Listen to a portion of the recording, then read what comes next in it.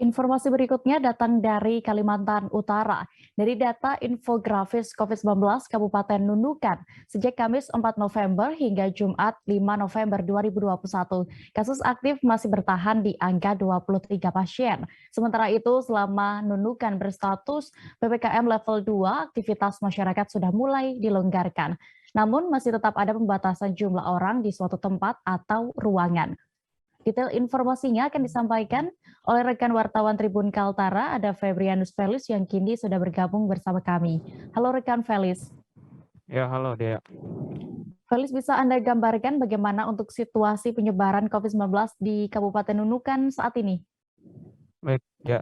Dan Tribuners 2 hari belakangan ini memang kasus COVID-19 di Nunukan, Kalimantan Utara nihil, dengan kata lain bahwa tidak ada penambahan kasus COVID-19 selama 2 hari belakangan ini. Dan dari data infografis COVID-19 Kabupaten Nunukan, sejak Kamis hingga Jumat kemarin kasus aktif itu masih bertahan di angka 23 pasien. Sementara itu untuk kasus sembuh bertahan di angka 6.053 orang dan kasus meninggal dunia sebanyak 137 orang.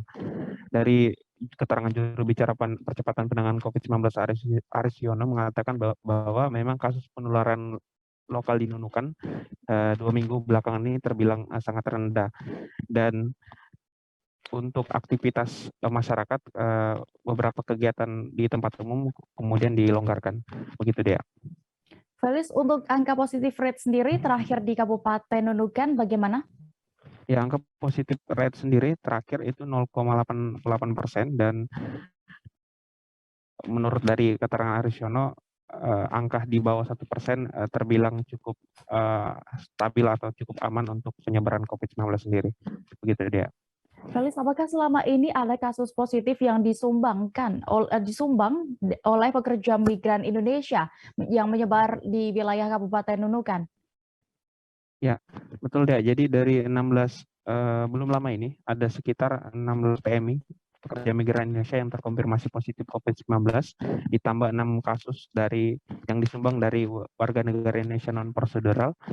Jadi totalnya ada 22 yang kemudian terkonfirmasi positif, dan sudah sembuh tersisa 8 pasien yang saat ini masih dirawat di RSUD.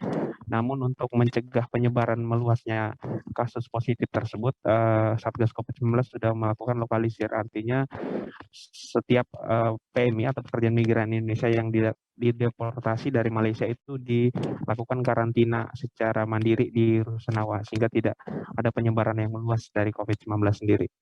Begitu, Dea. Terakhir, Felis, terkait dunia pendidikan di Nunukan sendiri, bagaimana sejauh ini untuk pelaksanaan pembelajaran tatap muka terbatas di sana? Ya, mengenai pembelajaran tatap muka terbatas sendiri itu sudah dibuka sejak 1 bulan yang lalu, dan hingga hari ini memang masih dalam tahap laporan dari masing-masing pelaksana UPTD Dinas Pendidikan. Namun dari keterangan Satgas sendiri sampai sekarang belum ada laporan tersebut masuk, sehingga belum bisa dilakukan evaluasi. Namun dari keterangan Aris Yono, dalam waktu dekat pihaknya akan bersama Dinas Kesehatan dari Provinsi Kaltara akan melakukan evaluasi pelaksanaan mengenai PTM terbatas. Namun belum bisa ditahu pasti juga apakah evaluasi ini hanya untuk tingkat SMA sederajat atau juga bahkan SD dan SMP sederajat. Begitu dia. Baik, terima kasih rekan Felis, jurnalis Tribun Kaltara melaporkan langsung dari Nunukan. Selamat kembali bertugas.